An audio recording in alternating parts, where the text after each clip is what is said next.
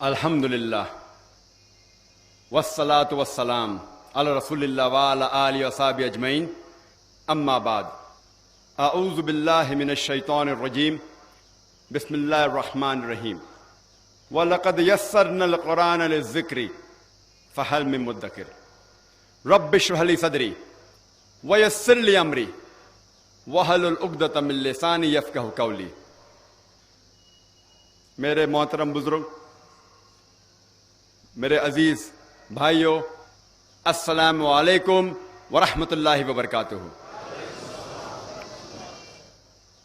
जैसे कि आप सब लोग जानते होंगे, मैं अक्सर तकरीर सिर्फ अंग्रेजी में करता हूं, क्योंकि मौलाना शौकत अहमद शाह साहब ने मुझसे इसरार किया कि यहां भी तकरीर उर्दू में होनी चाहिए, तो मैं लब्बैक कहा।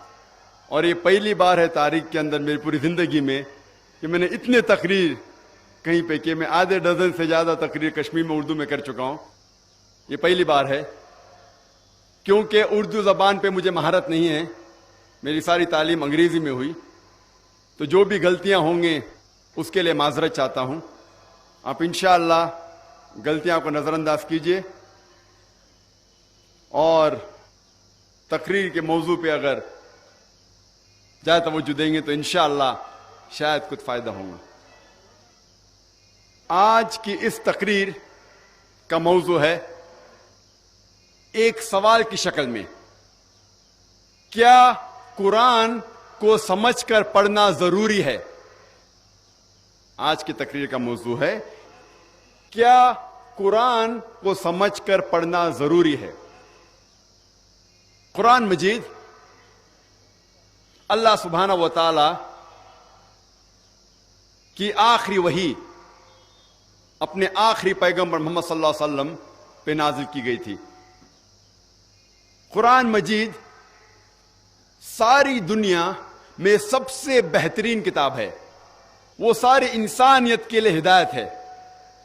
कुरान मजीद हिकमत का फव्वारा है, हिकमत का झरना है, और जो लोग नहीं मानते उनके लिए चेतावनी है, उनके लिए सख्ती है, और जो लोग भटके हैं उनको सीधी राह दिखाती है कुरान मजीद। ये कुरान शरीफ एक एश्योरेंस है, जो लोग को डाउट है उनके लिए एश्योरेंस है, और जो लोग मुश्किलात में हैं उनके लिए राहत है। ये सारी खूबियां कोई भी हासिल नहीं कर सकता है जब तक वो कुरान मजीद को नहीं पढ़े, कुरान मजीद को नहीं समझे, कुरान मजीद पे अमल ना करे। ये सारी कुरान मजीद की खूबियां हम तभी हासिल कर सकते जब हम कुरान मजीद को पढ़े, उसको समझे और उसके ऊपर अमल करें। कुरान मजीद सारे जहां में सबसे ज्यादा पढ़ी जाती है, लेकिन अफसोस की बात है कि कुरान मजीद वो ही किताब है जो सबसे ज्यादा बिना समझे पढ़ी जाती है। ये वो किताब है जो लोग बिना समझे पढ़ते हैं। इसीलिए हम मुसलमान और कुरान मजीद के दरमियान जो बंधन है, जो रिश्ता है, वो कमजोर होते जा रहा है। कितनी अफसोस की बात है कि एक शख्स कुरान के करीब आता है, कुरान पढ़ता है, लेकिन उसके जिंदगी में कोई भी तब्दीली नहीं आती। उसके जीने के स्टाइल में, उसके रहन सहन में कोई फर्क नहीं आता। उसका दिल जरा भी नहीं पिघलता। अफसोस की बात है कि कोई कुरान मजीद के करीब आता है और उसमें कोई तब्दीली नहीं आती। अल्लाह सुब्हानहू व तआला फरमाते हैं कुरान शरीफ में, सूरह आल इमरान सूरह नंबर 3 आयत नंबर 110 में, कुंतुम खैरा उम्मतन उखरिजत लिन्नास। अल्लाह ताला मुसलमानों से फरमाते हैं आप सारे जहां में सबसे बेहतरीन उम्मा हैं। जब भी कोई तारीफ की जाती है, जब भी कोई औहदा दिया जाता है, उसके साथ जिम्मेदारी होना जरूरी है। कोई भी औहदे के साथ जिम्मेदारी होना जरूरी है। जब अल्लाह सुब्हाना व तआला इस आयत में फरमाते हैं, हम मुसलमान से कहते हैं कि हम खैरा उम्मा हैं, सारे जहां में सबसे बेहतरीन उम्मा हैं, हमारे ऊपर कोई जिम्मेदारी नहीं है। इसी आयत में अल्लाह सुब्हाना व तआला जिम्मेदारी भी कहते हैं। अल्लाह ताला फरमाते ता'मुरूना बिल मारूफ व तनहौना अनिल मुनकर व तु'मिनूना बिल्लाह, क्योंकि हम लोगों को अच्छाई की तरफ बुलाते हैं और बुराई से रोकते हैं। अगर हम लोगों को अच्छाई की तरफ बुलाना चाहते हैं और बुराई से रोकना चाहते हैं तो हमें जरूरी है कि हम कुरान मजीद समझ के पढ़े। अगर हम कुरान समझ कर नहीं पढ़ेंगे तो लोगों को अच्छाई की तरफ कैसे बुलाएंगे और बुराई की तरफ कैसे रोकेंगे। और अगर हम कुरान मजीद समझ कर नहीं पढ़े और लोगों को अच्छाई की तरफ नहीं बुलाए और बुराई से नहीं रोके तो हम खैरा उम्मा कहलाने के लायक नहीं हैं, हम मुसलमान कहलाने के लायक नहीं हैं। ये लफ्ज कुरान अरबी लफ्ज करा या इकरा से आता है, जिसके मानी है कि पढ़ो। आओ हम आज जांचे कि क्यों मुसलमान कुरान मजीद समझकर नहीं पढ़ते। आओ हम समझे कि हम मुसलमान क्यों बहाने बनाते हैं कुरान मजीद को समझकर नहीं पढ़ने के। सबसे पहला जो बहाना है वो है कि हम अरबी जबान नहीं जानते। यह हकीकत है कि सारी दुनिया में 20% से ज्यादा मुसलमान हैं। सारे दुनिया में 125 करोड़ से ज्यादा मुसलमान हैं, लेकिन लगभग सिर्फ 15% मुसलमान अरब हैं जिनकी मादरी जबान अरबी है। और अरब मुसलमान के अलावा चंद मुसलमान अरबी जबान जानते हैं। इसके मानी 80% से ज्यादा मुसलमान अरबी जबान नहीं समझते। जब भी कोई बच्चा पैदा होता है, मां के पेट के बाहर निकलता है, मां के पेट में से निकलता है, वो कोई भी जबान नहीं जानता। वो सबसे पहले अपनी मादरी जबान, अपनी मां की जबान सीखता है ताकि वो घर वालों से गुफ्तगू कर सके। उसके बाद वो मोहल्ले की जबान सीखता है ताकि वो मोहल्ले वाले से गुफ्तगू कर सके। फिर जब वो तालीम हासिल करता है स्कूल में या कॉलेज में, जिस जबान में तालीम हासिल करता है उस जबान को सीखता है। हर इंसान कम से कम 2 या 3 जबान समझ सकता है। कुछ इंसान 4, कुछ इंसान 5 जबान समझ सकते हैं। कुछ लिंग्विस्ट हैं, कई जबान बोल सकते हैं और समझ सकते हैं। लेकिन आम इंसान कम से कम 2 या 3 जबान समझ सकता है और जानता है। क्या हमें जरूरी नहीं कि हम वो जबान समझे अल्लाह सुब्हाना व तआला ने जिस जबान में आखिरी पैगाम इंसानियत के लिए पेश किए? क्या हमें जरूरी नहीं कि हम अरबी जबान जानें? और उम्र कभी भी कोई भी अच्छे काम के लिए रुकावट नहीं है। मैं आपको मिसाल पेश करना चाहता हूं डॉक्टर मॉरिस बुकेल की। डॉक्टर मॉरिस बुकेल एक क्रिश्चियन थे, ईसाई थे। उन्हें फ्रेंच एकेडमी अवार्ड मिला था in the field of medicine, और उन्हें चुना गया था कि फिरौन की लाश जो बच गई थी और जो लोग ने ढूंढा 19वीं सदी में, اسے میوزیم میں رکھا گیا تھا ایجپٹ کے. تو ڈاکٹر مورس بکیل کو چنا گیا تھا اس لاش کے اوپر تحقیق کرنے کو. اور مورس بکیل کیونکہ کرسچن تھے, عیسائی تھے, وہ جانتے تھے کہ بائبل میں لکھا ہوا تھا کہ فرعون جب موسیٰ علیہ السلام کا پیچھا کر رہا تھا, وہ فرعون دریا میں ڈوب جاتا ہے, یہ انہیں پتا تھا. لیکن جب ڈاکٹر مورس بکیل عرب ممالک کا دورہ کر رہے تھے, وہاں ایک عرب نے کہا کہ کچھ نئی بات نہیں کہ آپ نے فرعون کی لاش کو ڈھونڈ نکالا, کیونکہ اللہ سبحانہ و تعالیٰ فرماتے ہیں سورہ یونس میں, سورہ نمبر 10 آیت نمبر 92 میں, اللہ سبحانہ و تعالیٰ فرماتے کہ ہم فرعون کی لاش کو حفاظت سے رکھیں گے, محفوظ رکھیں گے, تاکہ ساری دنیا کے لیے وہ ایک نشانی بنے. اور ڈاکٹر مورس بکیل حیران ہوئے کہ یہ کتاب جو 1400 سال پرانی ہے, اس میں کیسے لکھا گیا ہے کہ فرعون کی لاش کو حفاظت سے رکھا جائے گا.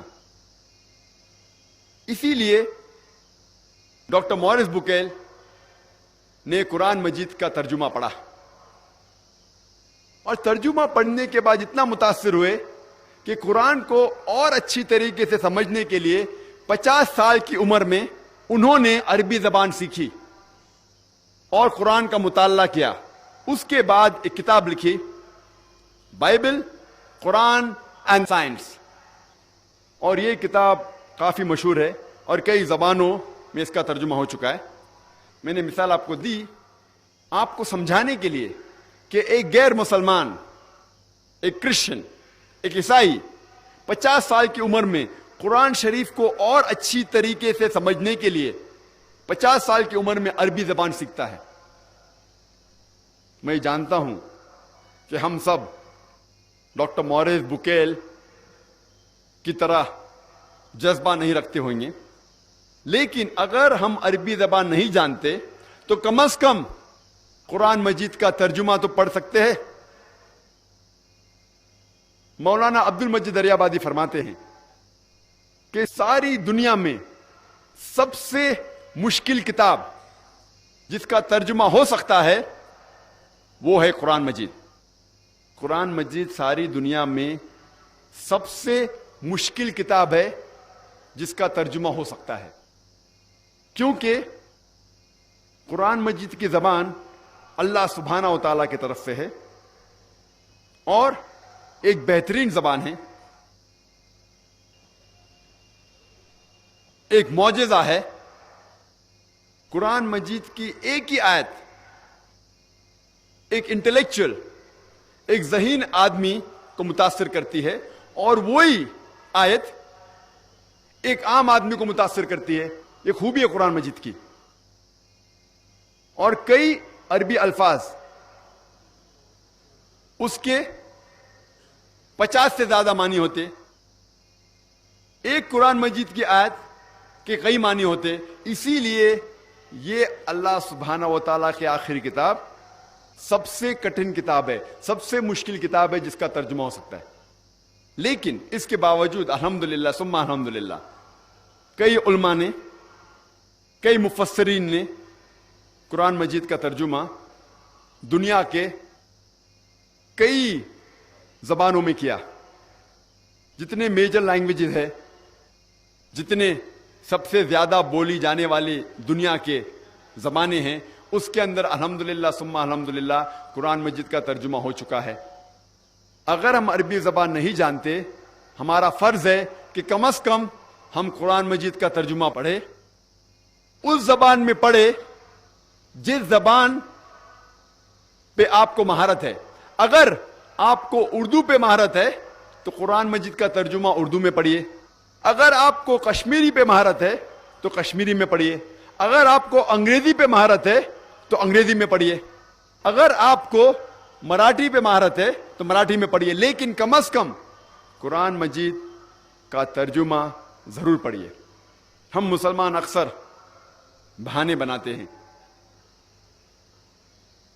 کہ ہم بہت بزی ہیں, ہم بہت مصروف ہیں, ہم مصروف ہے ہمارے تجارت میں، ہم مصروف ہے پڑھائی میں، اسکول میں، کالج میں، یونیورسٹی میں، ہم مصروف ہے کیونکہ ہم کام پہ جاتے ہیں.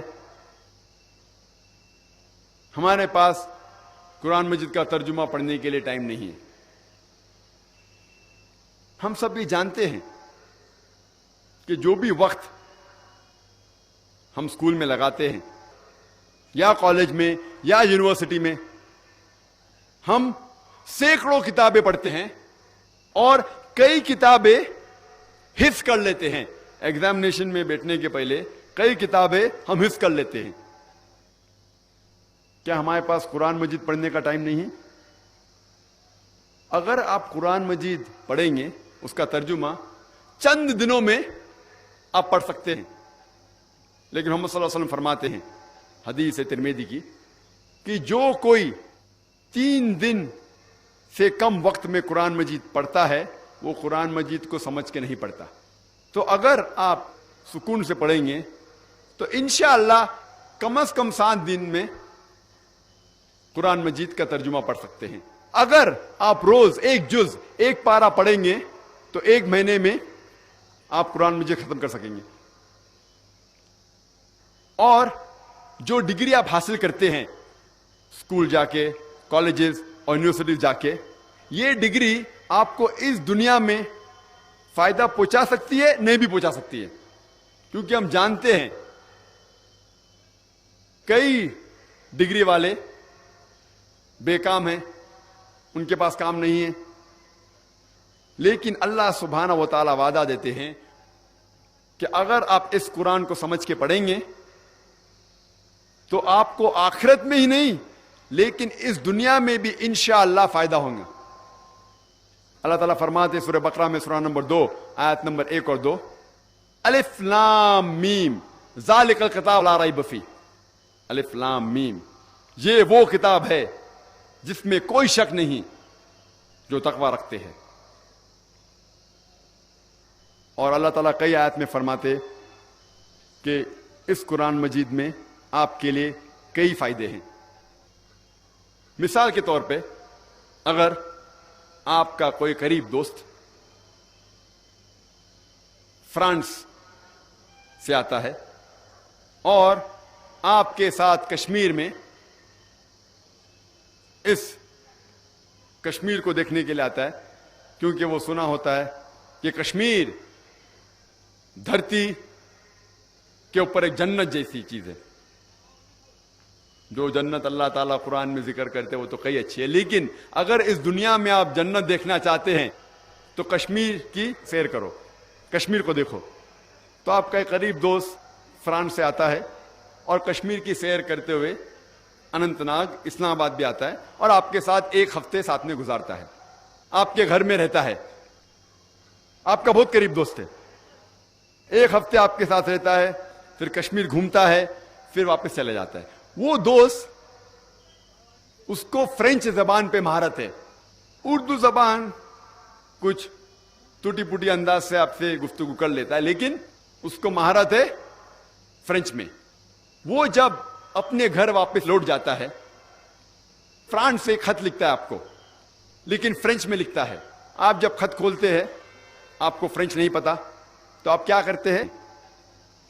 آپ کو جب آپ کا قریب دوست فرینچ میں خط لکھیں گا اور آپ کو اس کو پڑھنے نہیں آئے گا، آپ اس کو سمجھ نہیں سکیں گے، تو آپ کیا کریں گے؟ آپ کیا کریں گے؟ آپ کسی سے اس خط کا ترجمہ کریں گے. آپ ڈھونڈیں گے وہ شخص جو فرینچ جانتا ہے تاکہ وہ آپ کو اپنے دوست کا خط کا ترجمہ کر سکتا ہے. کیونکہ آپ جاننا چاہتے ہیں کہ آپ کے قریب دوست نے آپ کو خط میں کیا لکھا. آپ کوئی بھی حالت میں اس خط کا ترجمہ کریں گے اور جاننا چاہیں گے کہ آپ کے دوست نے آپ کو کیا لکھا. کیا آپ کا فرض نہیں ہوتا کہ آپ جاننا چاہیں گے آپ کے خالق، آپ کے رب اللہ سبحانہ و تعالی نے اپنے آخری پیغام قرآن مجید میں کیا لکھا ہے آپ کے لیے؟ آپ جب اپنے دوست کا خط ترجمہ کرنے کے لیے محنت کریں گے، کیا آپ کا فرض نہیں بنتا کہ آپ جانیں آپ کے خالق، آپ کے رب آپ کے اللہ سبحانہ و تعالیٰ نے آپ کے لیے کیا پیغام لکھا. ہمیں قرآن شریف کا ترجمہ کرنے کی ضرورت نہیں. الحمدللہ ثم الحمدللہ قرآن مجید کا ترجمہ ہو چکا ہے. آپ کو صرف ہدیہ پہ مارکیٹ میں جا کے لینا ہوگا. اور ساری جتنی اہم زبان ہیں ساری دنیا میں الحمدللہ ان زبانوں میں قرآن مجید کا ترجمہ ہو چکا ہے. ہمیں قرآن مجید کا ترجمہ پڑھنا چاہیے وہ زبان میں جس زبان میں آپ کو مہارت ہے.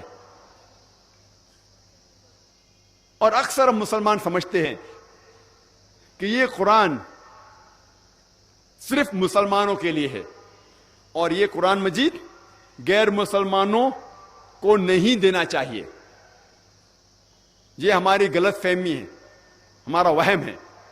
کیونکہ اللہ سبحانہ و تعالیٰ فرماتے ہیں قرآن شریف میں سورہ ابراہیم میں سورہ نمبر 14 آیت نمبر 1 الف لام را, یہ کتاب نازل کی گئی تھی محمد صلی اللہ علیہ وسلم پہ تاکہ وہ ساری انسانیت کو اندھیرے سے روشنی میں لے آئے.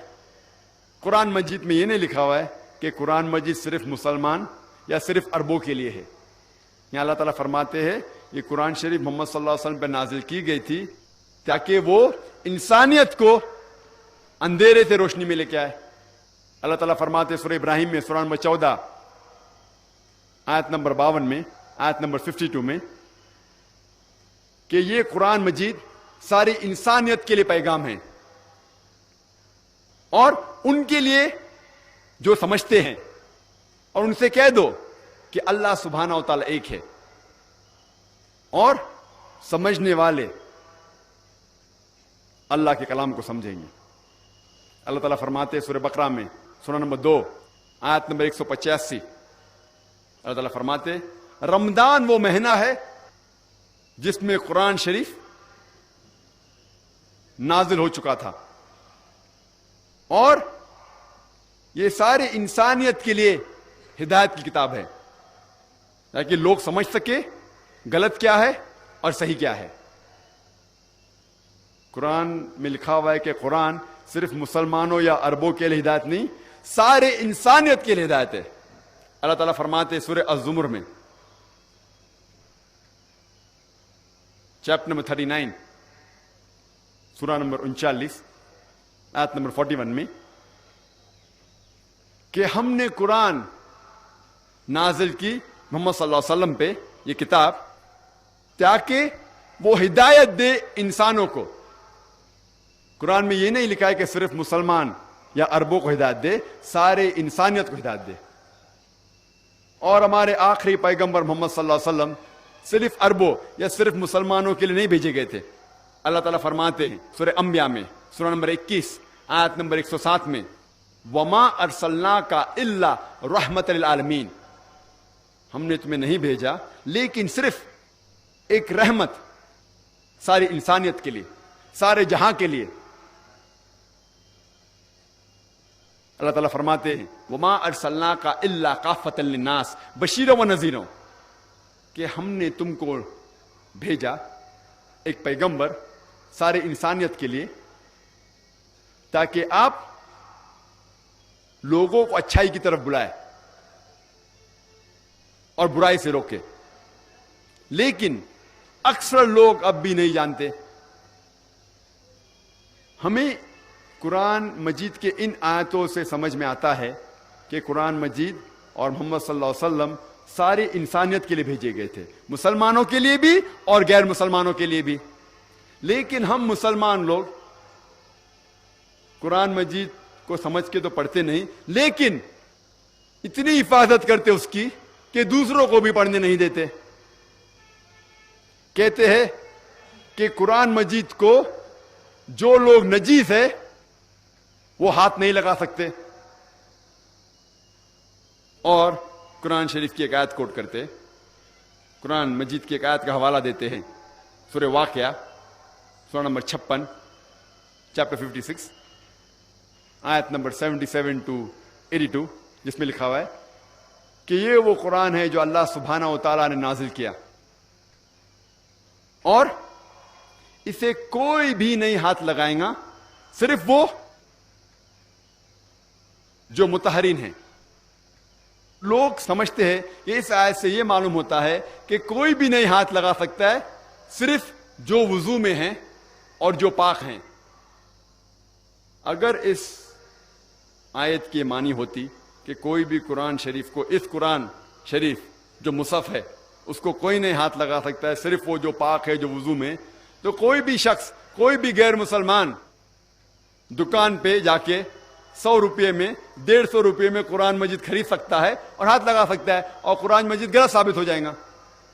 جب قرآن مجید کہتے ہیں اس کا مطلب یہ مصحف نہیں ہے، یہ قرآن شریف کتاب نہیں ہے، وہ قرآن مجید جو لوح محفوظ میں ہے، جس کا ذکر سورہ برج میں بھی ہے، سورہ نمبر 85 آیت نمبر 22 میں، لوح محفوظ۔ اگر آپ دیکھیں گے اس آیت کہ نزول قرآن کیوں نازل ہوا، کچھ لوگ کہتے تھے، کئی لوگ کافر اور مشرکین کہتے تھے کہ محمد صلی اللہ علیہ وسلم کو نعوذ باللہ یہ وحی شیطان کی طرف سے آتی تھی۔ اللہ سبحانہ و تعالیٰ فرماتے ہیں کہ یہ لوح محفوظ کے نزدیک کوئی بھی نہیں آ سکتا ہے، صرف وہ لوگ جو مطہرین ہیں۔ مطہرین کے معنی وہ جس نے کوئی بھی گناہ نہیں کیا، وہ بالکل پاک ہے، صرف جسم سے نہیں، سارے طریقے سے۔ اس کے معنی ہے کہ فرشتے۔ اور اگر آپ پڑھیں گے طبری کے تفسیر کے اندر، وہ کہتے ہیں کہ یہ قرآن مجید کا جو ذکر ہو رہا ہے اس قرآن کا جو 7ویں آسمان پہ ہے لوح محفوظ میں، اور انہیں کوئی نہیں ہاتھ لگا سکے گا، صرف فرشتے۔ تو شیطان تو قریب آ ہی نہیں سکتا۔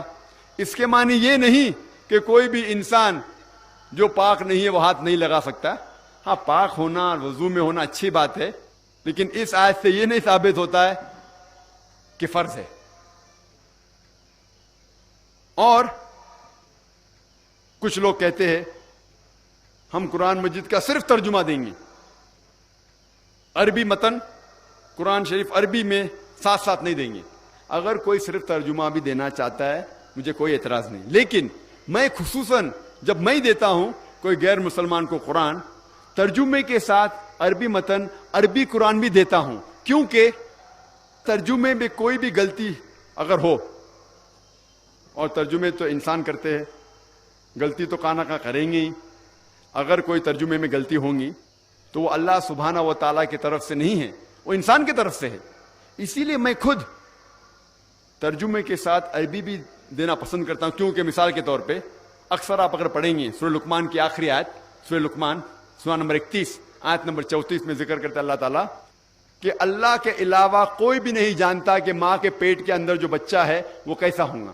اگر آپ اردو ترجمہ پڑھیں گے، اکثر اردو ترجمے میں لکھا ہوا ہے کہ کوئی بھی نہیں جانتا کہ ماں کے پیٹ کے اندر جو بچے کا جنس ہے وہ لڑکا ہے کہ لڑکی ہے، کوئی نہیں جانتا، صرف اللہ تعالیٰ جانتے ہیں۔ اور اگر کوئی غیر مسلمان پڑھیں گا کہ قرآن شریف میں اللہ تعالیٰ فرماتے ہیں کہ اللہ کے علاوہ کوئی بھی نہیں جانتا ماں کے پیٹ کے اندر لڑکا ہے کہ لڑکی ہے، اور اگر وہ ذرا بھی سائنس کے بارے میں جانتا ہے، وہ کہیں گا یہ غلط ہے، کیونکہ آج سائنس ایڈوانس ہو چکی ہے۔ الٹراسونوگرافی، ایمنیوسینٹس کے ذریعے آسانی سے ہمیں پتہ چل سکتا ہے کہ ماں کے پیٹ کے اندر لڑکا ہے لڑکی ہے۔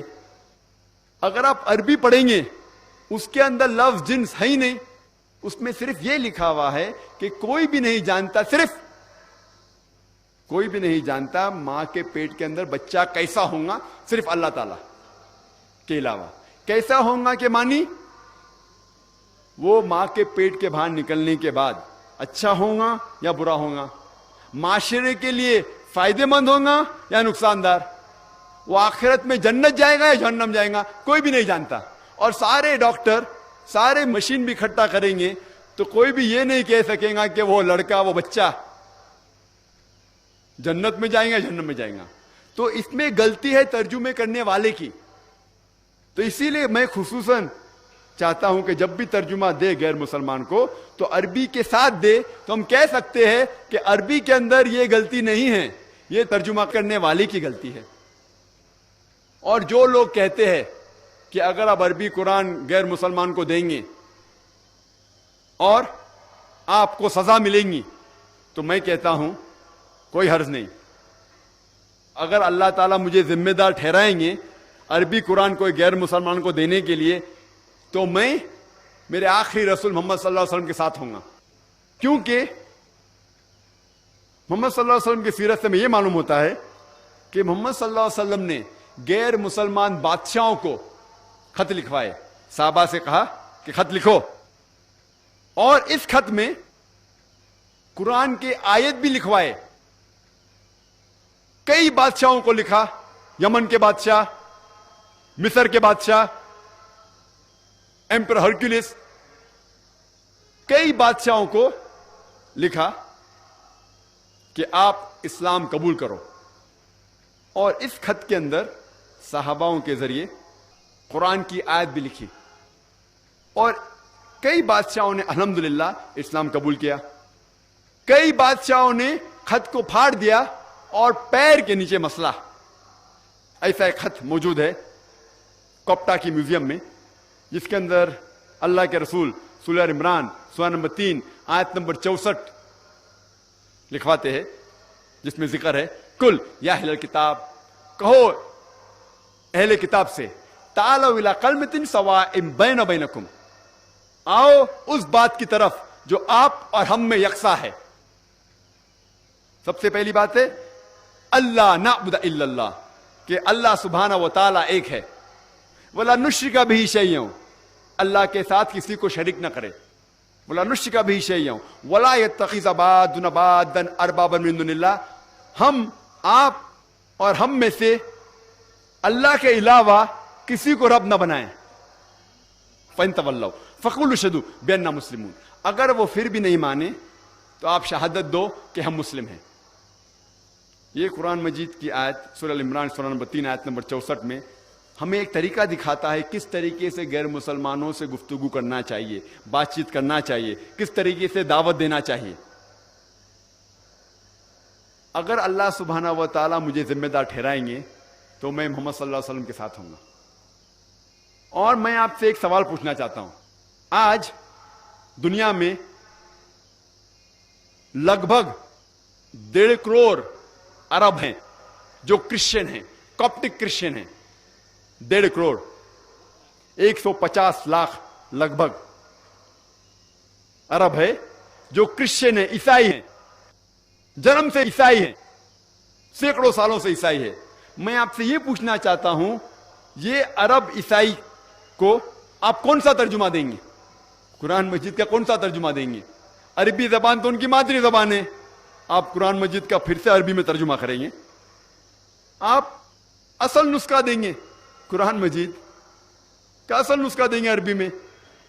اسی لیے میں کہتا ہوں کہ ہمارا فرض ہے کہ ہم قرآن مجید پڑھیں، سمجھے، عمل کرے اور باقی لوگوں کو قرآن کا پیغام پھیلائے۔ اکثر کئی مسلمان کہتے ہیں یہ قرآن مجید صرف عالم لوگ، صرف عالم علماء قرآن شریف کو سمجھ کے پڑھنا چاہیے۔ یہ قرآن مجید ایسی کٹن کتاب ہے، ایسی مشکل کتاب ہے کہ صرف عالم لوگ سمجھ سکتے ہیں، عام آدمی اسے نہیں سمجھ سکتا۔ کئی مسلمان کہتے ہیں کہ قرآن مجید کو سمجھنے کا کام صرف علماء کا ہے، صرف عالموں کا ہے، عام آدمی نہیں سمجھ سکتا۔ میں نے تقریر ایک قرآن مجید کی آیت سے کی جو کم از کم ایک ہی سورے میں اللہ سبحانہ و تعالی 4 دفعہ دہراتے ہیں۔ اللہ تعالیٰ فرماتے سورہ قمر میں، سورہ نمبر 54،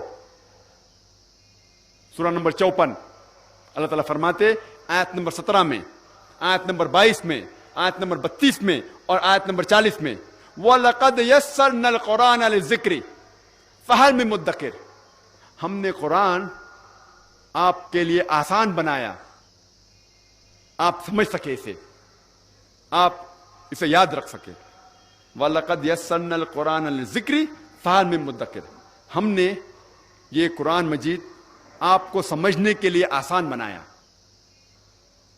آپ میں سے کون شخص اس کی بات نہیں مانیں گے؟ جب اللہ سبحانہ و تعالی کئی آیتوں میں فرماتے ہیں کہ ہم نے قرآن آپ کو سمجھنے کے لیے آسان بنایا، آپ اللہ تعالیٰ کی بات مانیں گے یا وہ مسلمان کی جو کہتے صرف علماء کے لیے ہے؟ اور اللہ سبحانہ و تعالیٰ کئی آیات میں فرماتے، سورہ بقرہ میں بھی، لعلکم تعقلون، پھر آپ نہیں سمجھو گے؟ یعنی اللہ تعالیٰ چاہتا ہے کہ آپ قرآن مجید سمجھ کے پڑھو، لیکن اللہ سبحانہ و تعالیٰ اس کے ساتھ میں یہ بھی فرماتے ہیں سورہ نحل میں سورہ نمبر 16 آیت نمبر 43 میں، اور سورہ انبیاء سورہ نمبر 21 آیت نمبر 7 میں اللہ تعالیٰ فرماتے فَاسْأَلُوا أَهْلَ الذِّكْرِ إِن كُنتُمْ لَا تَعْلَمُونَ، اگر آپ نہیں کچھ چیز کو سمجھتے ہیں تو ان سے پوچھئے جس کے پاس علم ہے۔ اگر آپ قرآن مجید کا ترجمہ پڑھ رہے ہیں اور چند آیت آپ کو نہیں سمجھ میں آتی تو اللہ تعالیٰ فرماتے ہیں فَاسْأَلُوا أَهْلَ الذِّكْرِ إِن كُنتُمْ لَا تَعْلَمُونَ، اگر آپ کو نہیں سمجھ میں آتا ہے تو ان سے پوچھئے جن کے پاس علم ہے۔ اگر آپ قرآن مجید کی آیت پڑھتے ہیں جس کے اندر سائنس کا ذکر ہے، آپ کس سے پوچھیں گے؟ آپ اگر قرآن مجید کی آیت پڑھتے ہیں جس میں ذکر ہے سائنس کے بارے میں، آپ کس سے پوچھیں گے؟ حجام سے پوچھیں گے؟ موچی سے پوچھیں گے؟ آپ پوچھیں گے سائنٹسٹ سے، کیونکہ سائنٹسٹ سائنس کے میدان میں عالم ہے۔ اگر قرآن مجید کوئی بیماری کے بارے میں ذکر کر رہا ہے تو آپ کس سے پوچھیں گے؟ آپ ڈاکٹر سے پوچھیں گے، کیونکہ ڈاکٹر میڈیسن کے فیلڈ میں بیماری کے میدان میں ماہر ہے۔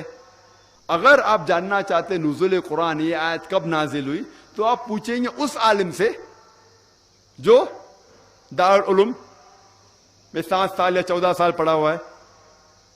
تو قرآن شریف میں یہ ذکر آتا ہے کہ ان سے پوچھئے جو اس میدان کا عالم ہے۔ اگر آپ قرآن شریف پڑھتے ہیں آپ کچھ سمجھ میں نہیں آتا ہے تو ان سے پوچھئے جس کے پاس اس کے بارے میں علم ہے۔ میں آپ کو ایک مثال دینا چاہتا ہوں۔ کچھ 20 سال پہلے کچھ عرب تھے جو قرآن مجید میں جتنی بھی آیت ہے جو ایمبریولوجی کے بارے میں ذکر کر رہی ہے، ایمبریولوجی کا مطلب کہ ماں کے پیٹ کے اندر کیسا بچہ بڑا ہوتا ہے، اسے کہتے ہیں انگریزی میں ایمبریولوجی۔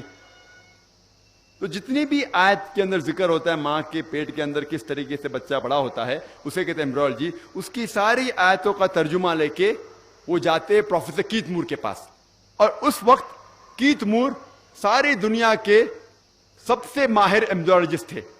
وہ head of the department of anatomy in the university of Toronto, Canada کے تھے۔ وہ غیر مسلمان تھے، عیسائی تھے، لیکن اللہ تعالیٰ فرماتا ہے ان سے پوچھے جو ماہر ہے، بھلے مسلمان ہے غیر مسلمان ہے۔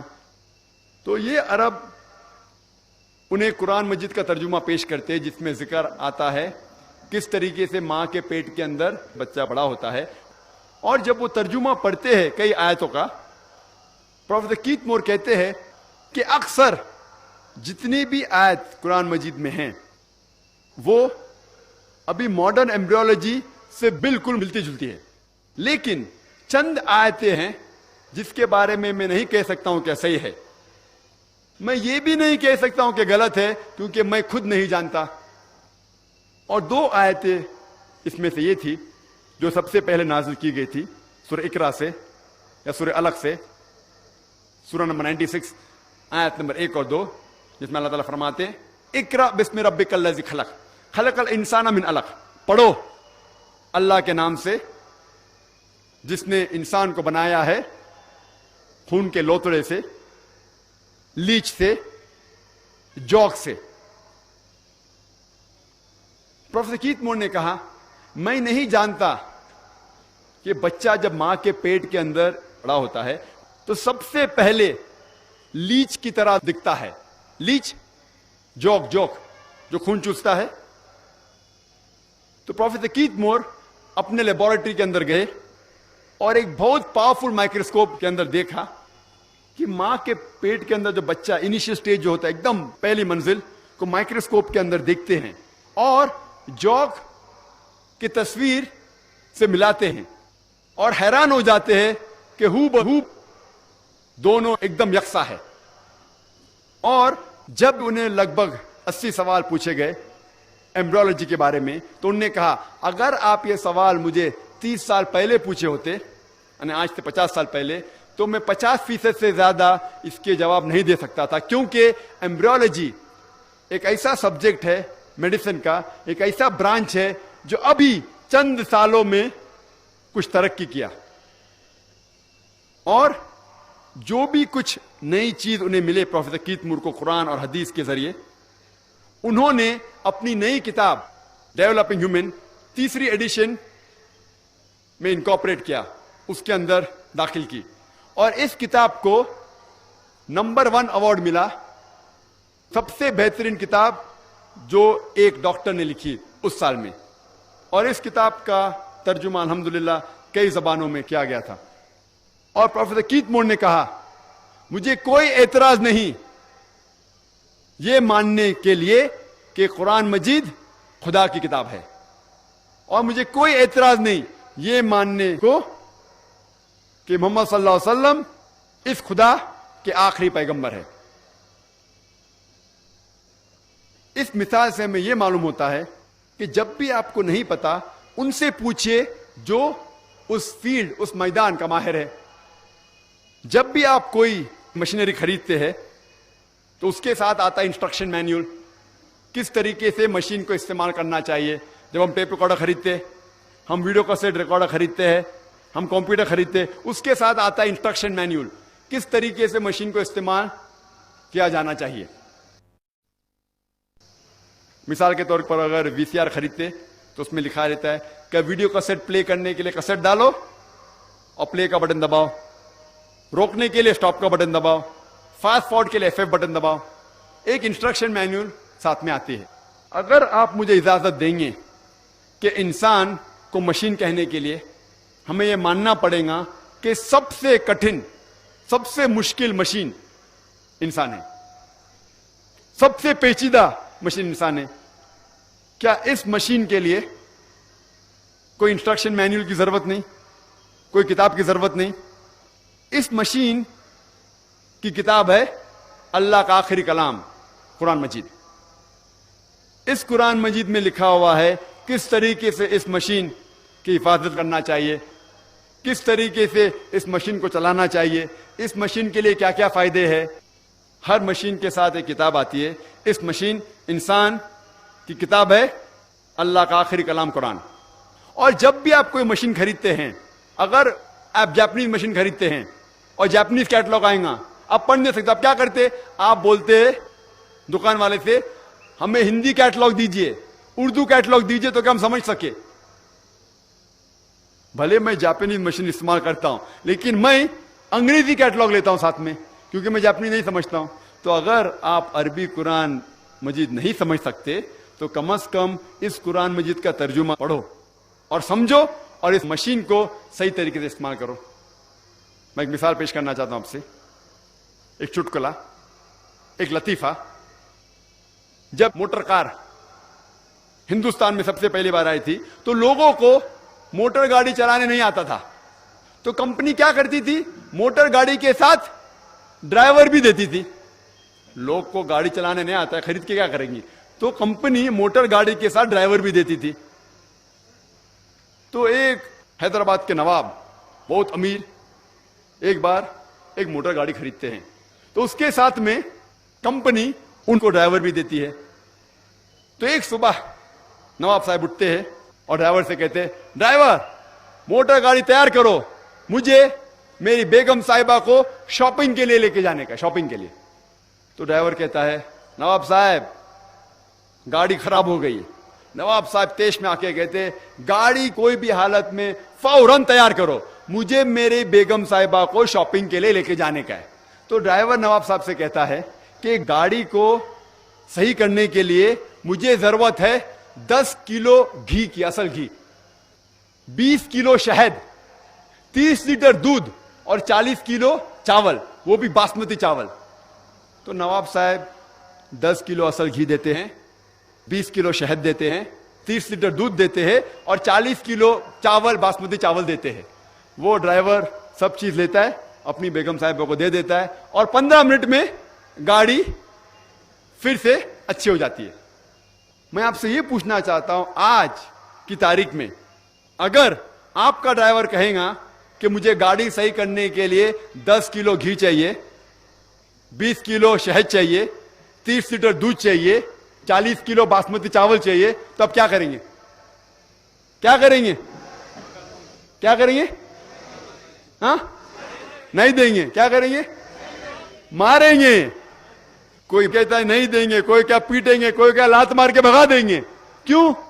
بھلے ہم گاڑی ریپیئر کرنا نہیں جانتے, لیکن کم از کم اتنا تو جانتے کہ گاڑی دودھ سے نہیں چلتی, چاول سے نہیں چلتی, گاڑی شہد سے نہیں چلتی.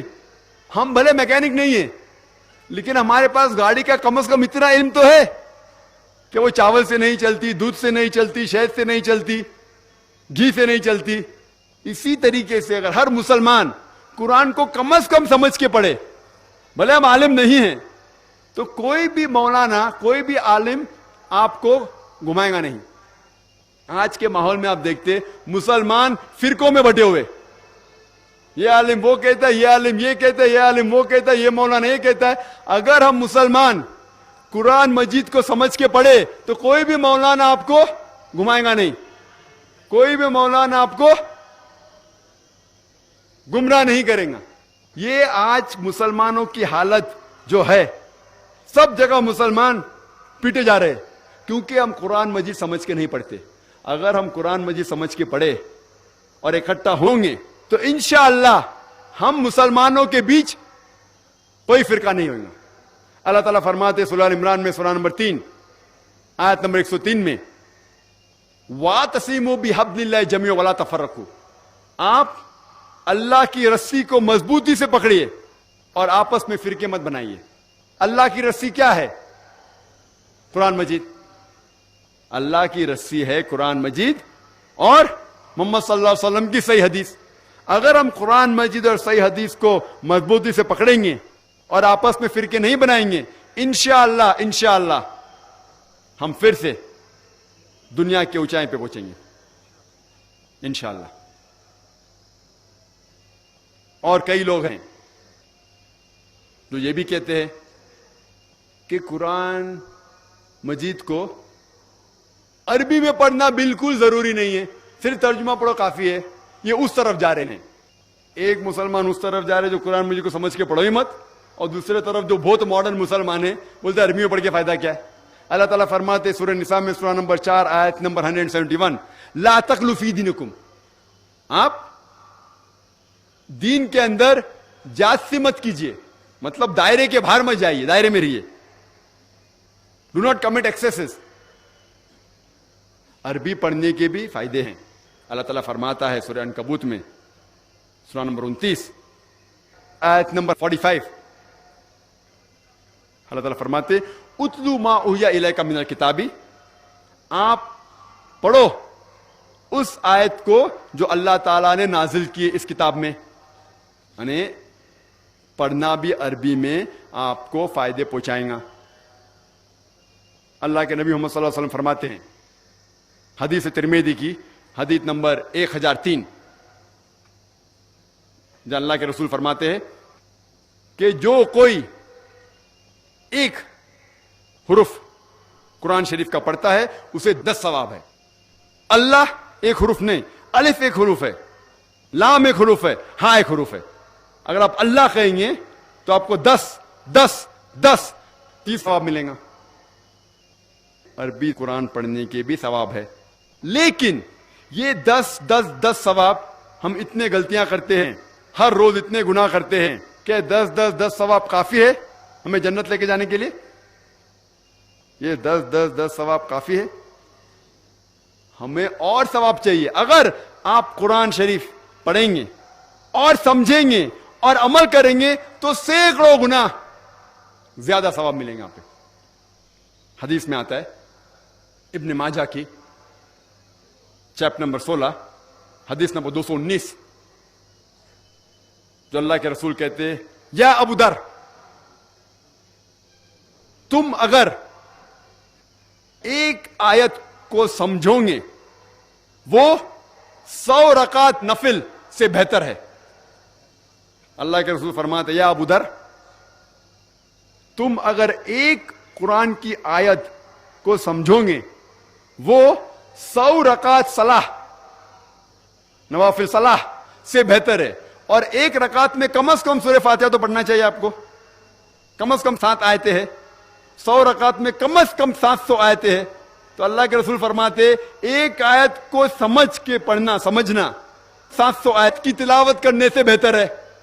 یعنی سمجھنا 700 گنا صرف تلاوت سے بہتر ہے.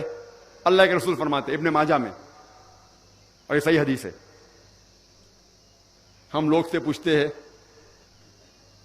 قرآن شریف کیوں نازل کیا گیا, تو لوگ کہتے جب اوپننگ سرمنی ہوتی نا, اوپننگ سرمنی آفس کی, تو قرآن شریف پڑھنے کا. جب گھر کا افتتاح ہوتے تو قرآن شریف پڑھنے کا. جب کوئی مر گیا تو قرآن خوانی کرتے. تو قرآن شریف نازل کیا گیا تھا قرآن خوانی کے لیے. اور لوگ کرتے ختم قرآن, ختم قرآن 1 2 3 ختم قرآن کے رمضان میں 3 بار 4 بار 10 بار. الحمدللہ آپ کو ثواب ملے گا, انشاءاللہ ملے گا. لیکن اگر آپ رمضان میں 2 بار ختم قرآن کرتے ہیں, میری یہ رائے رہیں گی کہ 1 بار عربی میں پڑھو اور 1 بار ترجمہ پڑھو, وہ بہتر ہے. کم از کم سمجھ میں تو آئیں گا آپ کو. اور اگر آپ چاہتے ہیں کہ اوپننگ سرمنی میں قرآن خوانی ہو یا افتتاح ہو گھر کا تو قرآن خوانی ہو, کوئی مر جاتا قرآن خوانی. میں کوئی قرآن کے آیت میں صحیح حدیث میں نہیں جانتا ہوں کہ محمد صلی اللہ علیہ وسلم یا صحابہ کوئی مر جاتا تو قرآن پڑھتے تھے یا کوئی افتتاح کے لیے قرآن پڑھتے تھے. اگر آپ کو قرآن پڑھنے کا ہی ہے تو میں یہ کہتا ہوں کہ آپ قرآن اگر پڑھتے ہیں 100 مائل کی سپیڈ کے اوپر, 30 لوگ کو بلاتے اور 1 گھنٹے میں ختم کرتے, تو میں کہتا ہوں کہ 2 گھنٹے کے لیے بلاؤ, عربی بھی پڑھو ترجمہ بھی پڑھو. نہیں تو 30 کے بدلے 60 لوگ کو بلاؤ. ایک آدمی اگر 1 پارا پڑھتا ہے تو ایک آدمی کو بولا آدھا پارا پڑھو عربی میں اور آدھا پارا ترجمہ پڑھو. کم از کم وہ قرآن تو پڑھنا حدیث میں لکھا نہیں, لیکن کم از کم اگر آپ ترجمہ پڑھیں گے تو آپ کو علم تو حاصل ہوگا اور انشاءاللہ کچھ چیز کے اوپر عمل تو کریں گے. تو قرآن کو سمجھ کے پڑھنا بہت ضروری ہے, بہت ضروری ہے. اور ایک مثال میں پیش کرتا ہوں کہ اگر آپ فرانس جاتے ہیں ایک ڈگری حاصل کرنے کے لیے, BSc کی ڈگری, آپ فرینچ نہیں جانتے, آپ کلاس اٹینڈ کرتے ہیں, کلاس اٹینڈ کرتے ٹیچر استاد آپ کو پی دیتا ہے, پریزنٹ بولتے ہیں حاضر ہے, حاضر ہے تو پی لکھتا ہے, present, P four present, English میں پریزنٹ. آپ پورا سال پریزنٹ رہتے, پی ملتا ہے آپ کو, آپ خوش ہے. جب ایگزامینیشن آتا ہے تو کوشچن پیپر, سوال کا جو پیپر ہوتا ہے وہ آپ کو فرینچ میں ملتا ہے. آپ کو فرینچ نہیں آتی, آپ کچھ سمجھ نہیں سکتے, لیکن ایگزامینیشن میں بھی آپ کو پریزنٹ ملتا ہے, پی. کیا آپ جواب دے سکیں گے پیپر کا؟ آپ کچھ سوال ہی نہیں سمجھے تو جواب کیا دیں گے؟ تو یہ پی جو ہے وہ پریزنٹ کے لیے, پاس کے لیے نہیں, آپ ایگزامینیشن میں فیل ہو جائیں گے. تو آپ صرف قرآن شریف عربی سے پڑھیں گے, آپ کو پی ملے گا, لیکن وہ پی پاس کے لیے نہیں ہے, پریزنٹ کے لیے, موجود, حاضر. ہمیں غلط فہمی ہے کہ ہم پڑھیں گے تو ہم جنت میں جائیں گے. صرف پڑھنا کافی نہیں ہے, پڑھ کے سمجھو اور قرآن مجید پہ عمل کرو تو انشاءاللہ آپ جنت میں جائیں گے. ہم کیا کرتے, الحمدللہ قرآن مجید کو عزت دیتے, اور اکثر ہم لوگ کیا کرتے, اتنی عزت دیتے کہ اس کا مقصد ہی فوت ہو جاتا ہے. ہم قرآن مجید کو ایک دم اوپر کے شیلف پہ, الماری کے سب سے اونچی جگہ پہ رکھتے ہیں, اتنا اونچا رکھتے ہیں کہ اگر پڑھنے کی چاہت ہو تو چڑھنا نکالنا 10 بار سوچیں گے.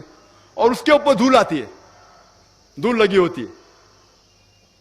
جو کتاب ہم روز استعمال کرنا چاہتے وہ کتاب ایسے ہائٹ پہ رکھنا چاہیے, ایسے جگہ پہ رکھنا چاہیے جو آسانی سے نکالی جا سکتی.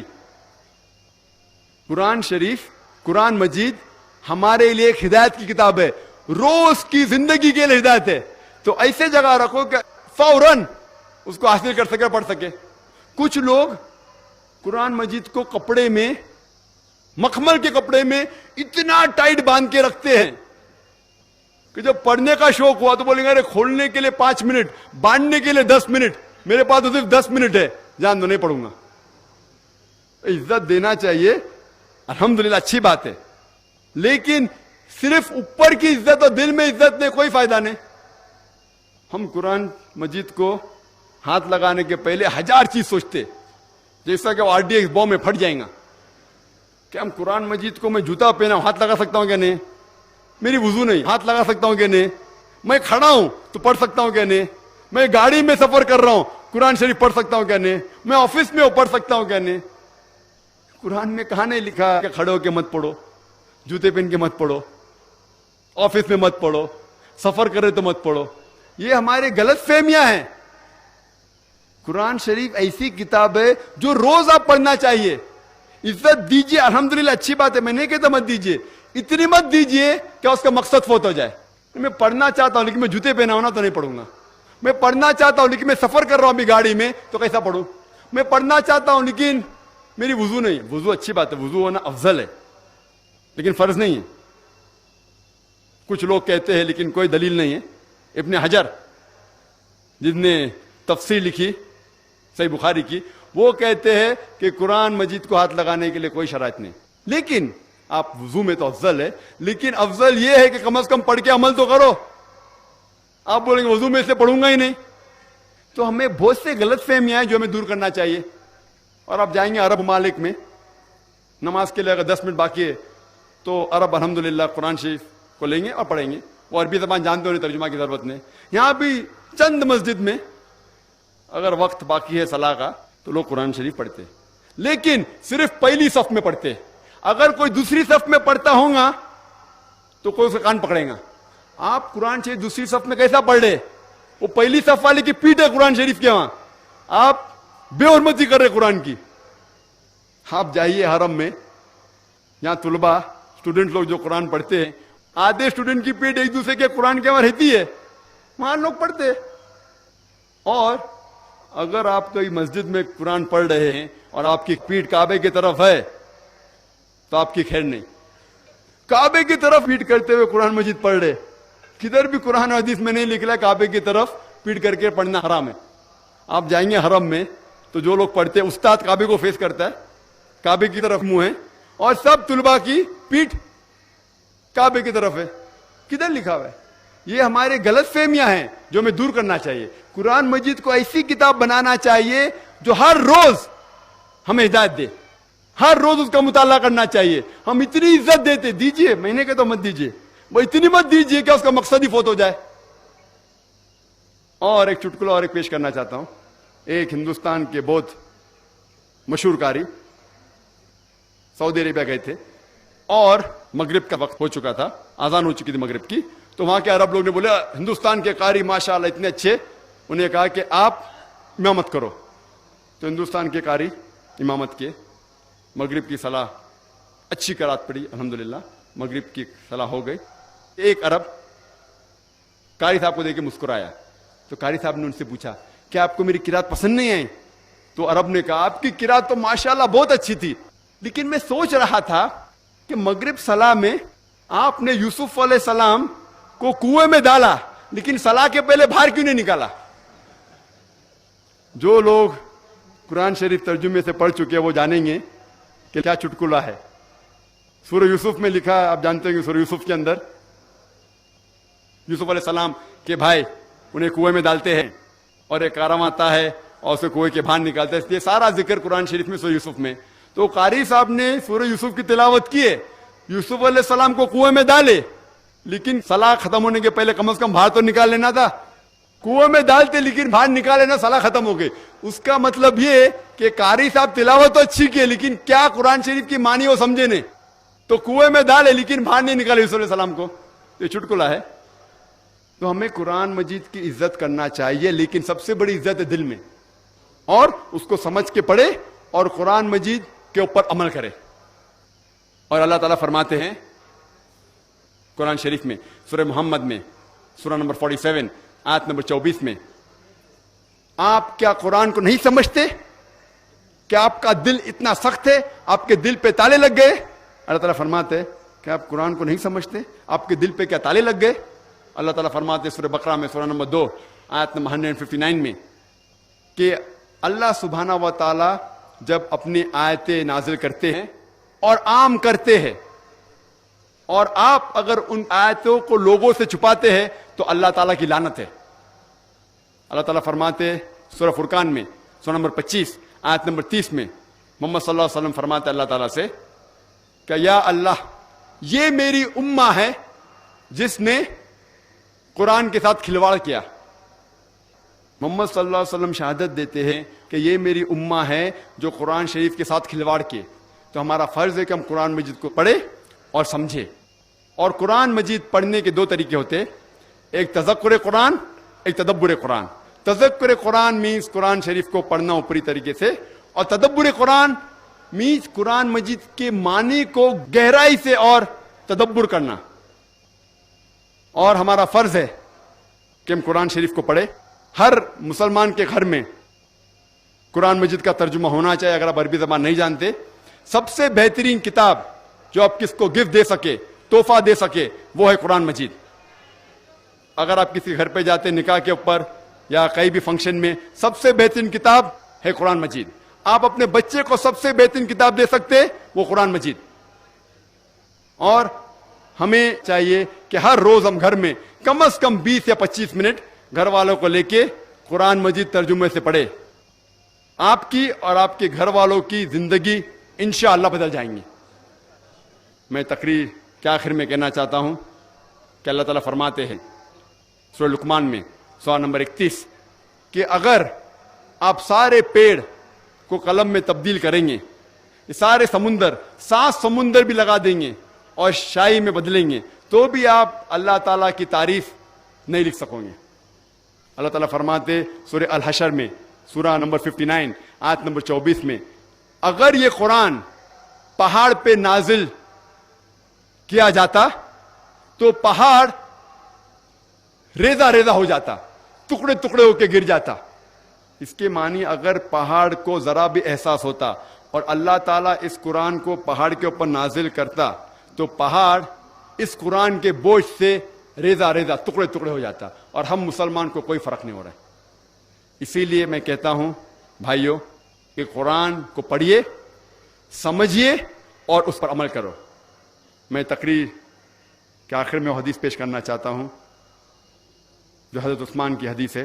محمد صلی اللہ علیہ وسلم کہا صحیح بخاری میں کتاب نمبر 6 حدیث نمبر 545, جس میں حضرت عثمان رضی اللہ عنہ فرماتے کہ محمد صلی اللہ علیہ وسلم نے کہا خیرکم من تعلم القرآن وعلمہ, سب سے بہترین وہ لوگ ہیں جو قرآن کو سمجھتے ہیں اور لوگوں کو سمجھاتے ہیں. وآخر دعوانا الحمدللہ رب العالمین.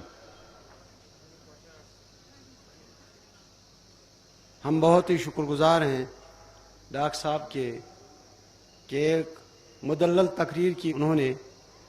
تو اب اس کے بعد ایک کوسچن آنسر سیشن ہوگا. اگرچہ مصروفیات کو دیکھتے ہوئے کوسچن آنسر سیشن رکھنے کی گنجائش نہیں تھی, لیکن میں ڈاکٹر صاحب سے گزارش کروں گا کہ مختصر چند سوالات یہاں پوچھے جائیں گے اور لائیو ہوں گے. جو سوال پوچھنے والا ہوگا وہ یہاں پر مائک پر آ جائے گا, اور اگر if there is any non-Muslim brother who wants to ask the question to Dr. Zakir Naik, Dr. Saab prefers to answer the questions of non-Muslims, most probably.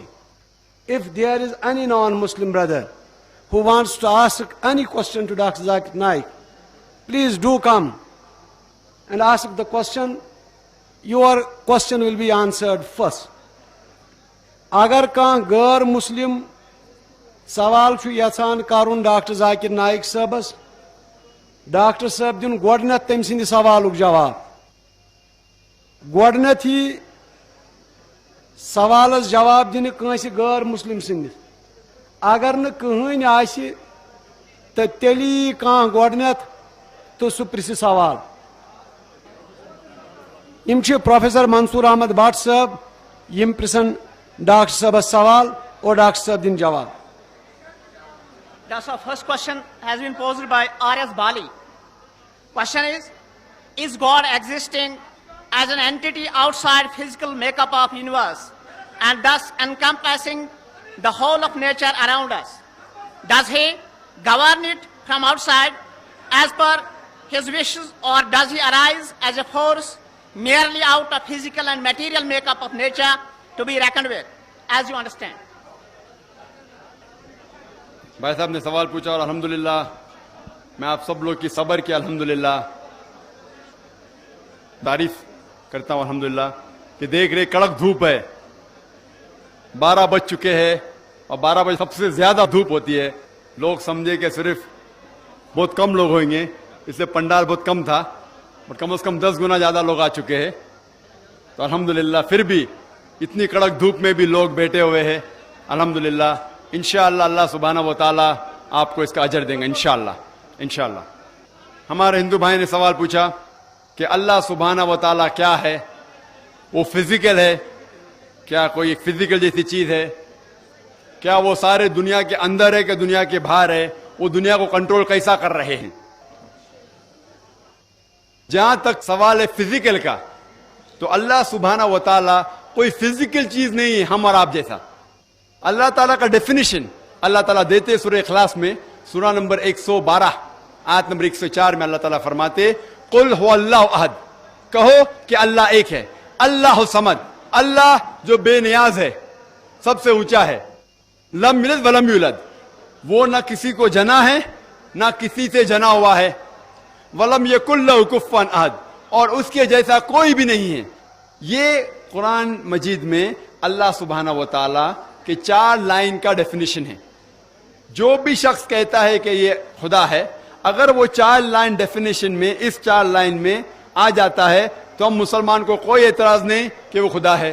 उन्होंने पूछा कि अल्लाह ताला सारी दुनिया में है, अल्लाह ताला फरमाते हैं कि अल्लाह सुब्हानहू व तआला इटर्नल है, एब्सोल्यूट है, बेनियाज है, कभी भी फना ना होने वाली चीज है, और सारी आसमान और धरती उनकी है।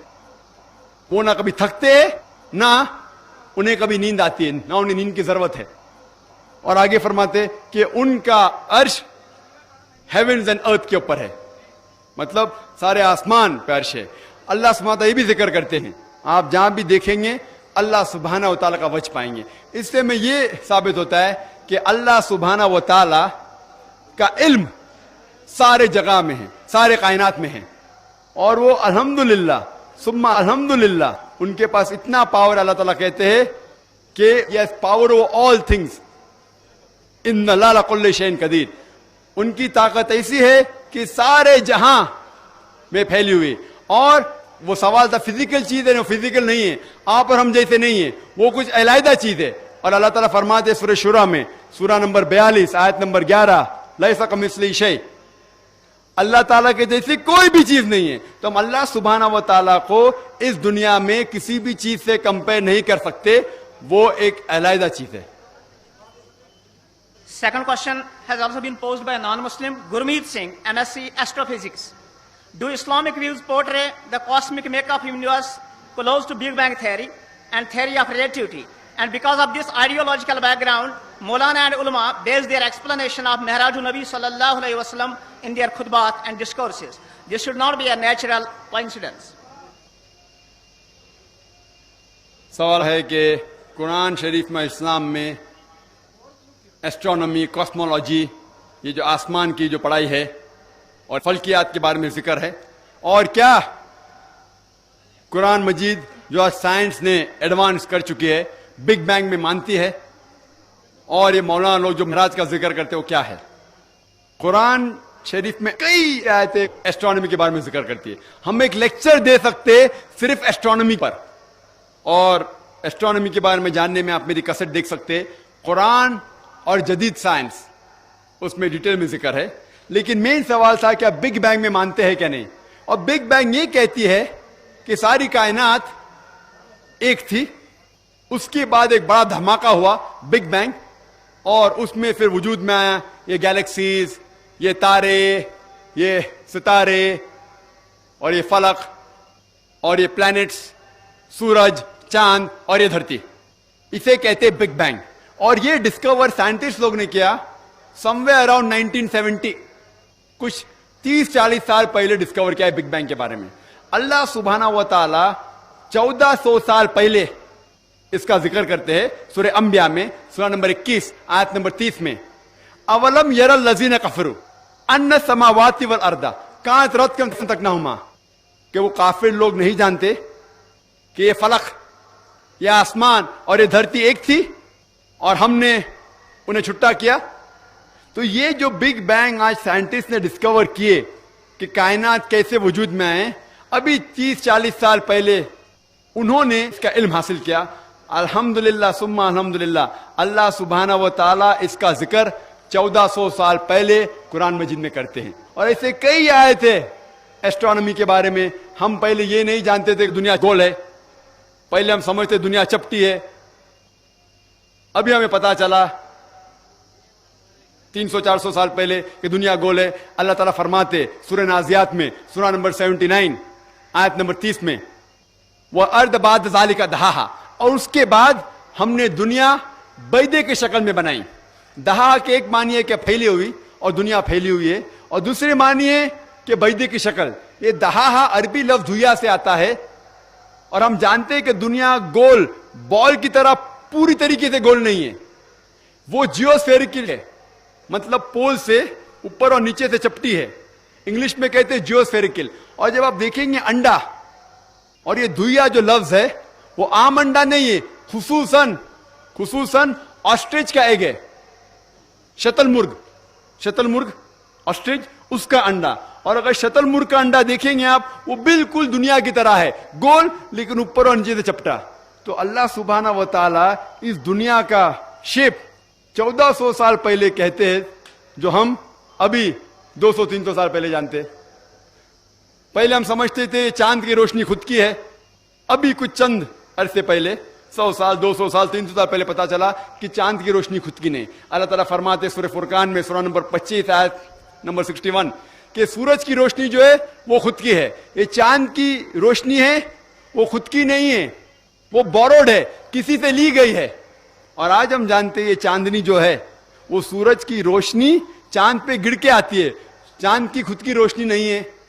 تو اس طریقے سے کئی آیتیں قرآن مجید میں جو فلک اور آسمان اور ایسٹرونومی کے بارے میں ذکر کرتی ہے. آپ میری کیسٹ سن سکتے ہیں قرآن ماڈرن سائنس. ان کا اگلا سوال تھا کہ یہ معراج کیا ہے. معراج کا ذکر ہے سورہ اسراء میں سورہ نمبر 17 آیت نمبر 1 میں کہ ہم نے محمد صلی اللہ علیہ وسلم کو مسجد حرم سے مسجد اقصی لے گئے. اور یہ معراج کا ذکر ہے کہ کس طریقے سے وہ آسمان پہ جاتے. یہ ایک معجزہ ہے. سائنس اتنی ترقی نہیں کر چکی ہے کہ سب کچھ کہہ سکتی ہے. یہ ایک معجزہ ہے جو قرآن شریف میں ذکر ہے سورہ اسراء میں سورہ نمبر 17 آیت نمبر 1. یہ ایک معجزہ ہے کہ الحمدللہ محمد صلی اللہ علیہ وسلم نے معراج کیا. سائنس ہر چیز کے بارے میں علم نہیں رکھتی. سائنس کو یہ بھی نہیں علم ہے کہ جنت ہے جہنم ہے. سائنس کو یہ بھی نہیں علم ہے کہ جن ہے یا فرشتے. لیکن سائنس یہ بھی نہیں کہہ سکتی کہ جن نہیں ہے، فرشتے نہیں ہیں، جنت نہیں ہے، جہنم نہیں ہے. تو میں کہتا ہوں جو بھی کچھ قرآن مجید میں لکھا ہوا ہے 80% سائنس نے اسے تحقیق کر کے کہہ دیا 100% صحیح ہے. 80% جو قرآن شریف میں سائنس کے بارے میں ذکر ہے اسے سائنٹسٹ کہتے ہیں کہ 100% صحیح ہے. 20% ایمبیگوس ہے، ہمیں نہیں پتا، صحیح بھی ہو سکتا ہے غلط بھی ہو سکتا ہے. سائنس اتنی ایڈوانس اتنے اونچائی پہ نہیں پہنچی کہ باقی چیز کے بارے میں کہہ سکتی. تو میں کہتا ہوں کہ اگر 80% پتا ہے کہ 100% صحیح ہے اور 20% ہمیں پتا نہیں، تو میرا علم کہتا ہے کہ یہ 20% بھی انشاءاللہ صحیح ہوگا. تو یہ معراج بھی اسی 20% میں آتا ہے.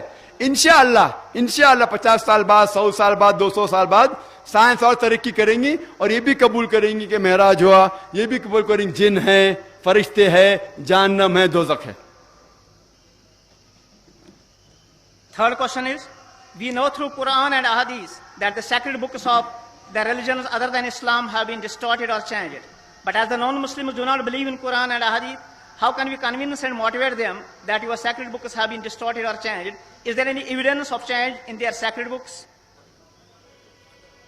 We know through Quran and Hadith that the sacred books of the religions other than Islam have been distorted or changed. But as the non-Muslims do not believe in the Quran and Hadith, how can we convince and motivate them that your sacred books have been distorted or changed? Is there any evidence of change in the sacred books? What is the easy way to invite them and convince them with thanks? یہ ایک بہت اچھا سوال ہے کہ ہم جانتے ہیں کہ قرآن شریف میں ذکر ہے کیا قرآن کے علاوہ اور بھی اللہ تعالیٰ نے کتابیں نازل کی. ہمیں یقین ہے قرآن اور حدیث پہ. غیر مسلمان کو یقین ہے. کس طریقے سے ہم انہیں بتا سکتے کہ ہماری کتاب صحیح ہے ان کی غلط ہے؟ ہر دور میں ہر زمانے میں کچھ چیز ثابت کرنے کے لیے ایک دور ہوتا ہے. مثال کے طور پہ پہلے دور تھا معجزہ کا، معجزہ، اور الحمدللہ قرآن ثابت کر چکا ہے کہ اللہ کی کتاب ہے، کیونکہ سارے جہاں میں سب سے بہترین معجزہ ہے قرآن شریف. اس کے بعد دور آیا لٹریچر اینڈ پوئٹری کا. اردو میں کیا کہتے ہیں؟ لٹریچر اینڈ پوئٹری، شعر شاعری کا دور. اس ٹائم اونچائی پہ تھے جب قرآن نازل ہوا. اس ٹائم عرب سب سے اونچائی پہ تھے عربی زبان میں. زبان کا دور تھا شعر اور شاعری کا. الحمدللہ ثم الحمدللہ مسلمان اور غیر مسلمان دونوں جو بھی عربی جانتے وہ تسلیم کرتے کہ قرآن مجید سارے دنیا میں سب سے بہترین کتاب ہے عربی زبان میں. لیکن آج شعر شاعری کا دور نہیں. اگر میں کہوں گا شعر شاعری کے زبان میں کہ دنیا چپٹی ہے، کیا آپ مان لیں گے؟ نہیں مانیں گے، کیونکہ آج شعر شاعری کا دور نہیں. آج دور ہے سائنس اور ٹیکنالوجی کا. تو اگر ہم یہ سائنس اور ٹیکنالوجی کمپیئر کریں گے قرآن اور باقی مذہب کی کتابوں سے تو پتا چلے گا کون سی کتاب حق ہے اور کون سی باطل ہے. اللہ تعالیٰ فرماتے سورہ رعد میں سورہ نمبر 13 آیت نمبر 38 میں اجلن کتاب میں ہر دور میں اللہ تعالیٰ نے ایک کتاب نازل کی. ہر دور میں ایک کتاب نازل کی. نام سے ہمیں 4 کتاب کا علم ہے: توراہ، زبور، انجیل اور قرآن. لیکن اس کے علاوہ کئی کتابیں نازل کی گئی تھی. لیکن اللہ تعالیٰ یہ بھی فرماتا ہے سورہ بقرہ میں سورہ نمبر 2 آیت نمبر 79 میں فَوَيْلٌ لِّلَّذِينَ يَكْتُبُونَ الْكِتَابَ بِأَيْدِيهِمْ ثُمَّ يَقُولُونَ هَٰذَا مِنْ عِندِ اللَّهِ لِيَشْتَرُوا بِهِ ثَمَنًا قَلِيلًا فَوَيْلٌ لَّهُم مِّمَّا كَتَبَتْ أَيْدِيهِمْ وَوَيْلٌ لَّهُم مِّمَّا يَكْسِبُونَ. لعنت ہے وہ لوگوں پہ جو لوگ کتاب اپنے ہاتھ سے لکھتے ہیں اور کہتے ہیں کہ یہ اللہ کی کتاب ہے. لعنت ہے وہ لوگ پہ جو لکھتے ہیں، لعنت ہے ان پہ جو کماتے ہیں، اور ان سب پہ لعنت ہے. اللہ تعالیٰ فرماتے ہیں کہ لوگ اپنے ہاتھ سے کتاب لکھتے ہیں اور کہتے ہیں کہ اللہ کی کتاب ہے. اللہ تعالیٰ یہ بھی فرماتے سورہ بقرہ میں سورہ نمبر 2 آیت نمبر 111 میں قُلْ هَاتُوا بُرْهَانَكُمْ إِن كُنتُمْ صَادِقِينَ. آپ اپنا ثبوت پیش کرو اگر آپ سچے ہیں. کوئی بھی کہتا ہے کہ اللہ کی کتاب ہے تو آپ ان سے کہیے قُلْ هَاتُوا بُرْهَانَكُمْ. آپ اپنا ثبوت پیش کرو اگر آپ سچے ہیں. تو آپ اگر کمپیئر کریں گے قرآن مجید اور سائنس کو، آج سائنس کا دور ہے، تو الحمدللہ ثم الحمدللہ قرآن مجید میں ایک بھی آیت ایسی نہیں ملیں گے آپ کو جو اسٹیبلش سائنس کو ٹکراتی ہے. میں سائنس سے قرآن مجید کو ثابت نہیں کرنا چاہتا ہوں. قرآن مجید سائنس سے اور اوپر ہے. قرآن مجید سائنس کی کتاب نے SCIENC، بٹ سائنس کی کتاب ہے SIGNS، آیتوں کی کتاب ہے. اور قرآن مجید میں 6000 آیت ہے، سائنس ہے، ورسز ہے. ان میں سے 1000 سے زیادہ سائنس کے بارے میں ذکر کرتی ہیں. لیکن اگر ہم قرآن مجید سائنس کو جو لوگوں کی یارڈسٹک ہے، ان کا یارڈسٹک ہے، ان کی تولنے کی چیز ہے، اگر ہم قرآن مجید ہماری یارڈسٹک، ہمارا معیار سے دیکھیں گے تو ثم الحمدللہ ایک بھی آیت سائنس سے نہیں ٹکراتی، اسٹیبلش سائنس سے. لیکن یہ اگر آپ بائبلس ملائیں گے، ہمیں پتا ہے کہ انجیل اللہ کا کلام تھا، لیکن یہ بائبل ابھی ملاوٹ ہو چکی ہے. اللہ کا کلام بھی اس میں موجود ہے، اس میں عیسیٰ علیہ السلام جو کہتے ہیں وہ بھی موجود ہے، جو تاریخ لکھنے والے لوگ لکھتے ہیں وہ بھی موجود ہے. اس کے اندر غلطیاں بھی موجود ہے، اس کے اندر بےہودہ چیزیں بھی موجود ہے. ہم کہتے یہ پوری اللہ کا کلام نہیں ہو سکتا، کیونکہ اگر آپ پڑھیں گے بائبل میں یہ لکھا ہے گاسپل آف میتھیو میں چیپٹر نمبر 4 ورس نمبر 8 میں، اور gospel of Luke chapter number 4 کہ دنیا چپٹی ہے. ہم جانتے ہیں دنیا چپٹی نہیں ہے. بائبل میں یہ بھی لکھا ہوا ہے کہ چاند کی روشنی خود کی ہے، یہ ہم جانتے ہیں بالکل غلط ہے. Genesis chapter number 1 verse number 16 and 17 اس میں یہ بھی لکھا ہوا ہے کہ اللہ تعالیٰ نے تارے بنائے سارے فلک میں تاکہ وہ دھرتی کو روشنی دے سکے. ہم یہ جانتے ہیں کہ آج فلک کے اندر करोड़ों करोड़ों गैलेक्सीज है, हर गैलेक्सी में करोड़ों सितारे हैं। हम सिर्फ हमारे गैलेक्सी के अलावा 2 गैलेक्सी के तारे को देख सकते हैं, यानी 3 गैलेक्सी से ज्यादा तारे की रोशनी यहां पहुंचती नहीं। तो ये कहना कि अल्लाह ताला ने सारे फलक में तारे बनाए ताकि वो धरती पे रोशनी दे सके, बिल्कुल अनसाइंटिफिक है, साइंस के खिलाफ है। बाइबल में लिखा हुआ है, बाइबल में जेनेसिस में चैप्टर नंबर 3 में, कि सांप रेती खाता है। हम जानते सांप रेती नहीं खाता है। ऐसे कई चीजें लिखी गई बाइबल में। आप मेरी वीडियो कैसेट देख सकते हैं, जो मेरा मुनाजरा हुआ था एक अमेरिकन के साथ, डॉक्टर विलियम कैम्पबेल, और उसका मौजू था Quran and the Bible in the light of science. Quran और बाइबल साइंस की रोशनी में। और उसके अंदर कम से कम 38, वक्त बहुत कम था, 38 साइंटिफिक गलतियां मैंने बाइबल में निकाली, और डॉक्टर विलियम कैम्पबेल एक भी गलती का जवाब नहीं दे सके। इसी तरीके से आप वेद लेंगे, वेद में भी गलतियां हैं। आप यजुर्वेद पढ़ेंगे, हिंदू की किताब, उसमें लिखा है दुनिया चपटी है। यजुर्वेद में ये लिखा है कि सूरज हमारे धरती के गोल चक्कर लगाता है। ये पुराने लोग सोचते थे कि सूरज धरती के गोल जाता है। तो इस तरीके से अगर हम साइंस का मुताला करेंगे बाकी किताबों से, सिर्फ एक ही किताब जो सफल होंगी, और साइंस के ऊंचे, कुरान मजीद साइंस से काफी ऊंची है। तो इससे हम ये साबित कर सकते हैं कि अल्हम्दुलिल्लाह कुरान शरीफ एक सही किताब है, और बाकी मज़हबों की किताब के अंदर मिलावट है। The next question is, what is the attitude of Islam towards Darwin's theory of evolution? Shall Muslims accept it or not? सवाल है कि कुरान और इस्लाम का क्या कहना है डार्विन्स थ्योरी के बारे में। और डार्विन्स थ्योरी हम जानते हैं कि डार्विन्स थ्योरी में लिखा हुआ है कि हम इंसान बंदरों से आए, और कुरान शरीफ में तो ये लिखा नहीं। कुरान शरीफ में लिखा हुआ है कि हम आदम और हव्वा से पैदा हुए। आप कोई भी किताब पढ़ेंगे, सब में लिखा हुआ है थ्योरी ऑफ एवोल्यूशन। कोई भी किताब में ये नहीं लिख रहा फैक्ट ऑफ एवोल्यूशन। मतलब ये थियरी है, ये उनकी थियरी है, हकीकत नहीं है। अगर आप चार्ल्स डार्विन की किताब पढ़ेंगे जिसका नाम है ओरिजिन ऑफ स्पीशीज, उसके अंदर चार्ल्स डार्विन एक शिप में जाते हैं, HMS बीगल, एक आइलैंड पे जाते हैं जिसका नाम है कैलेड्रोपिस, और वहां देखते हैं कि परिंदे अपनी चोंच मार रहे हैं होल के अंदर, और जैसा डेप्थ होल का है उसी तरीके से उनके जो चोंच है वो छोटी और बड़ी हो जाती। तो इसको देख के वो अपनी थ्योरी प्रोपाउंड करते हैं नेचुरल सिलेक्शन की।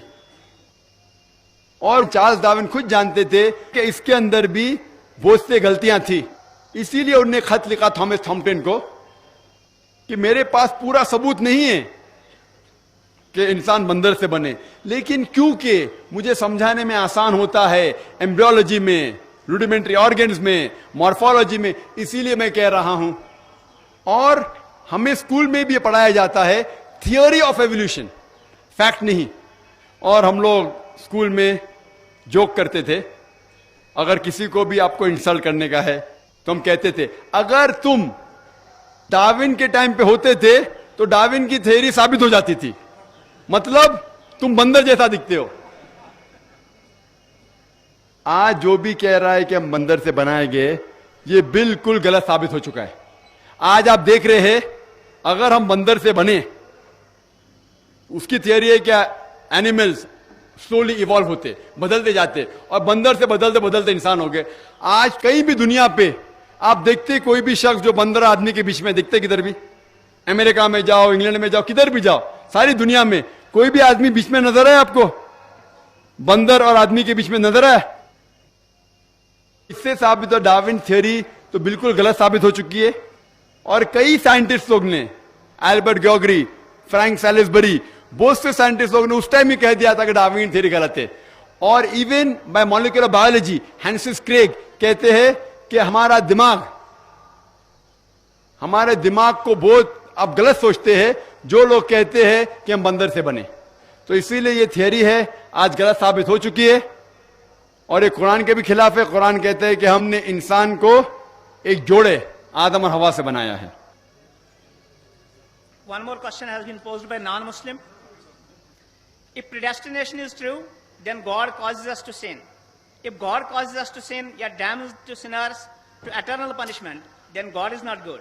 Therefore, non-Muslim concludes, if God is good, then either predestination is not true, or else God does not damn sinners to eternal punishment. Please satisfy the contradiction that others. یہ غیر مسلمان سوال کر رہا ہے تقدیر کے اوپر کہ اللہ سبحانہ و تعالیٰ اپنی تقدیر لکھتا ہے تو ہم اگر غلطی کرتے ہیں تو دوشی کون؟ اللہ سبحانہ و تعالیٰ. اگر میں تقدیر میں لکھا ہے کہ ہم خون کریں گے اور ہم آدمی کا خون کر لیتے تو کون ذمہ دار؟ اللہ تعالیٰ. آدمی کو کیوں ذمہ دار کرنے کا؟ اگر تقدیر میں لکھا ہے میں چوری کروں گا، میں غلط کام کروں گا، تقدیر میں لکھا ہے کہ میں جہنم میں جاؤں گا تو جاؤں گا، تو کس کی غلطی؟ میری کیا غلطی؟ اللہ کی غلطی. اور یہ سوال مسلمان لوگ بھی سوچتے ہیں، اور تقدیر پہ ایمان رکھنا ہر مسلمان کا فرض ہے. لیکن ہم پہلے یہ جان لے تقدیر کسے کہتے ہیں. اور اکثر ہم مسلمان بھی نہیں سمجھ پاتے تقدیر کا کیا مطلب ہے، اور ایسا کہتے وہ تقدیر میں لکھا ہے تو میں کر دیا، کچھ بھی ہوا تو تقدیر میں لکھا ہوا ہے. محنت نہیں کرتا ہوں میں، وہ تقدیر میں لکھا ہے کہ میں غریب رہوں گا. یہ تقدیر کی کیا معنی ہوتی؟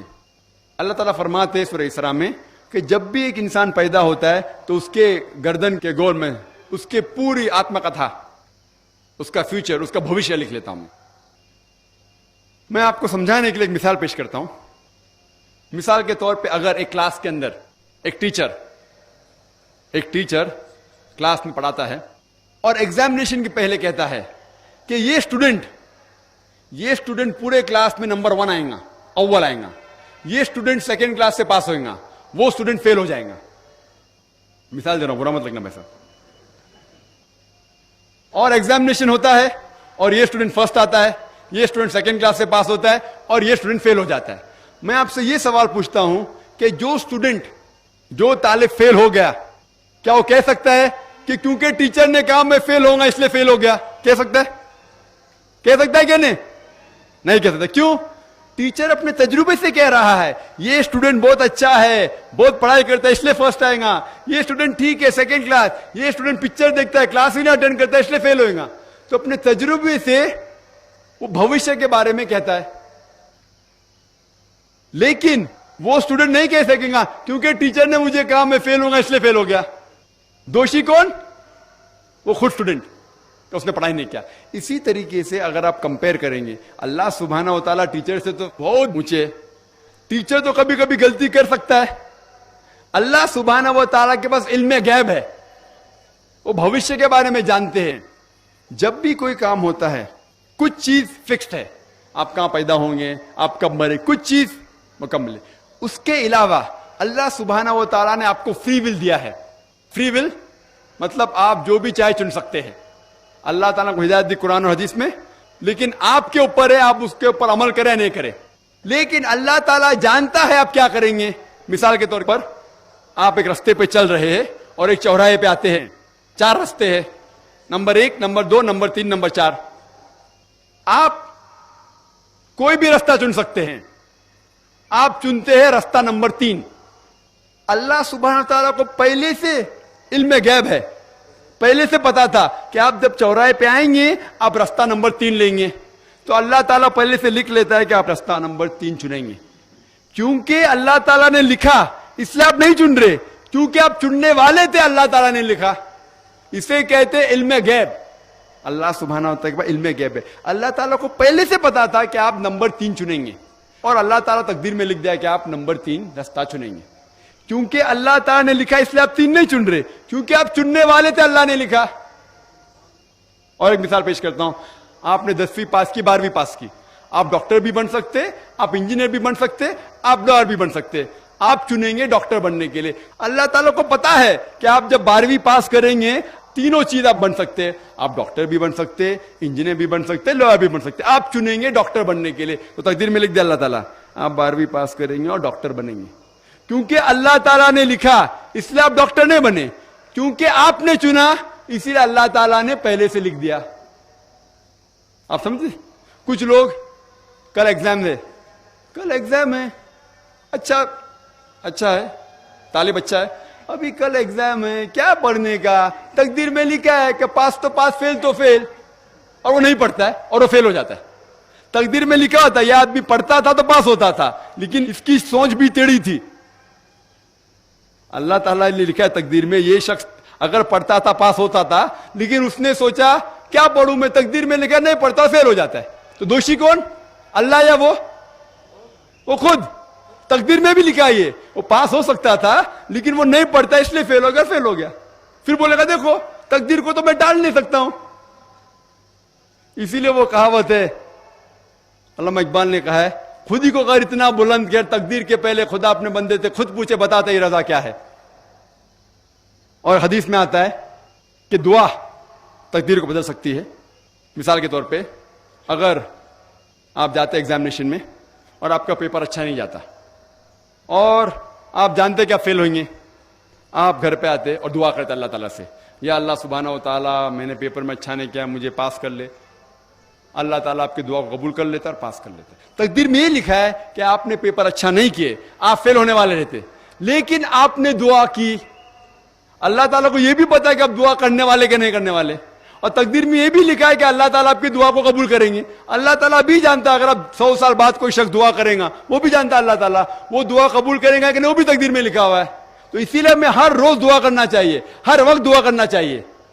دعا تقدیر کو بدل سکتی, مطلب جو آپ کی پہلی ہونے والا تھا اس کو بدل سکتی, لیکن وہ بھی تقدیر میں لکھا ہے کہ آپ دعا کرنے والے, اور وہ بھی لکھا ہے کہ اللہ تعالیٰ دعا کو قبول کریں گے کہ نہیں. تو تقدیر میں لکھا ہے کہ آپ فیل ہونے والے تھے, آپ گھر پہ آتے ہیں دعا کریں گے, اللہ نے دعا کو قبول کیا اور آپ پاس ہو جائیں گے. تو اسی لیے ہم مسلمان کو اللہ پہ بھروسہ رکھنا چاہیے, لیکن اللہ کے رسول نے فرمایا اللہ پہ بھروسہ رکھو لیکن اونٹ کو باندھو. آپ نے کہہ سکتے اللہ پہ تقویٰ ہے, میں گھر کا دروازہ کھلا رکھوں گا کوئی چور نہیں آئے گا. اللہ کے رسول نے فرمایا اللہ پہ بھروسہ رکھو لیکن اونٹ کو باندھو. تو اللہ پہ پورا بھروسہ ہونا چاہیے, لیکن آپ خود محنت کرنا چاہیے, آپ خود جہاد کرنا چاہیے, آپ کو خود قرآن پہ عمل کرنا چاہیے. آپ کہیں گے تقدیر میں لکھا ہوا ہے میں چوری کروں گا تو آپ کام ہی نہیں کریں گے, اور چوری کریں گے اور بولیں گے تقدیر میں لکھا ہے, یہ آپ کی غلطی ہے اللہ تعالیٰ کی نہیں. تو آپ کو ہر وقت جد و جہد کرنا چاہیے اچھے کام کے لیے. قرآن کو سمجھ کے پڑھو اور عمل کرو, انشاءاللہ آپ اس دنیا اور آخرت میں کامیاب ہوں گے. Sir, 2 more live questions from that side. Erudite brother Dr. Zakir Naik, Assalamu alaikum wa rahmatullahi wa barakatuh. I am Imtiaz, lecturer by profession. I have a question. I have gone through Nurun min Nurillah, and second, Huwallazi ja'ala shamsu ziyaun wa qamaru nura, and third, Allahu nur as-samawati wal ard. I couldn't understand what is this nur, please. بھائی صاحب نے قرآن میں کئی آیت کوٹ کیے, آخری آیت جو کوٹ کیا اللہ نور سماواتی والارض, وہ سورہ نور کی آیت ہے, سورہ نمبر 24 آیت نمبر 35, جس میں اللہ تعالیٰ فرماتا ہے اللہ نور سماواتی والارض, کہ اللہ سبحانہ و تعالیٰ اس آسمان اور اس دھرتی کے نور ہیں. نور ایک عربی لفظ ہے جو میں نے ذکر کیا سورہ فرقان میں سورہ نمبر 25 آیت نمبر 61 میں, کہ نور کے معنی روشنی کو ریفلیکٹ کرنا, ریفلیکٹڈ لائٹ, یا منیر جو بورو کی ہوئی لائٹ. نور کی معنی ریفلیکشن آف لائٹ, مطلب ایک لائٹ کو ریفلیکٹ کرنا. اسی طریقے سے غیر مسلمان پوچھتے اس کا مطلب اللہ کی روشنی خود کی نہیں ہے, کیا کسی کی روشنی کو ریفلیکٹ کر رہا ہے؟ وہ آیت آپ نے جو کوٹ کی آدھی ہے, پوری آیت بڑھتی ہے کہ اللہ نور السماواتی, اللہ سارے آسمان اور کائنات اور دھرتی کا نور ہے. اس کی مثال ایسی ہے کہ ایک مصباح ہے, ایک روشنی ہے مصباح لیمپ, اور لیمپ کے اندر ایک نچ ہے, ایک چھید ہے, اور اس لائٹ کو یعنی روشنی بھی اللہ تعالیٰ کی ہے اور اللہ تعالیٰ ہی ریفلیکٹ کر رہا ہے. آپ ہیلوجن لیمپ دیکھتے ہیں, ہیلوجن لیمپ, یہاں تو ہیلوجن لیمپ, اس میں بلب ہوتا ہے, اس کے پیچھے ریفلیکٹ کرنے کے لیے ایک سلور کوٹنگ ہوتا ہے. تو بلب بھی ہیلوجن لیمپ ہے اور ریفلیکشن بھی خود کا ہے. تو یہ روشنی بھی اللہ تعالیٰ کی ہے. اللہ تعالیٰ فرماتے کہ اللہ تعالیٰ کی روشنی خود کی بھی ہے, اور خود کی روشنی کو ریفلیکٹ کرتے ہیں سارے دنیا میں, آسمان میں اور دھرتی پہ. وآخر دعوانا الحمد للہ رب العالمین.